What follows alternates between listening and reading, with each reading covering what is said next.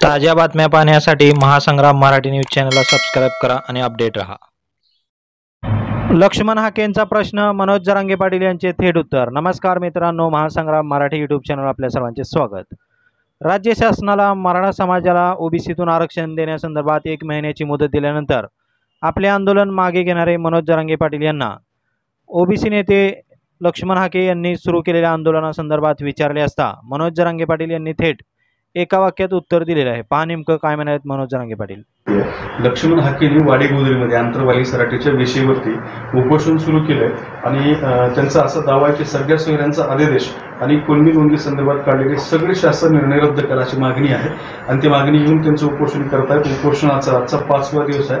त्यांची सुद्धा प्रकृती खालावली आहे। डॉक्टरने आरोग्य तपासणी केली आणि त्यांचं उपोषण सोडवण्यासाठी सरकारचे शिष्टमंडळ गेले।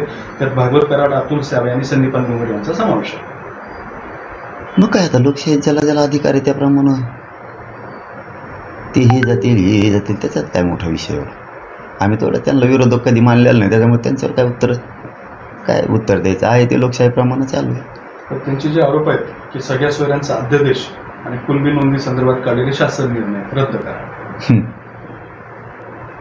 बघू।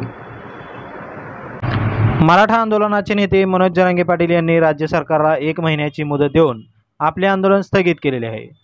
पण त्याविरोधात ओबीसी नेते लक्ष्मण हाके यांनी मराठा समाजाला ओबीसीतून आरक्षण देऊ नये यासाठी उपोषण सुरू केले आहे। त्यामुळे नव्या वादाची ठिणगी पडली असून या संदर्भात मनोज जरांगे पाटील यांना विचारले असता त्यांनी एका शब्दात उत्तर देत प्रश्न मार्गी लावलेला आहे। याबद्दल तुम्हाला काय वाटतं नक्की कमेंट करा आणि व्हिडिओ आवडल्यास शेअर करा। धन्यवाद।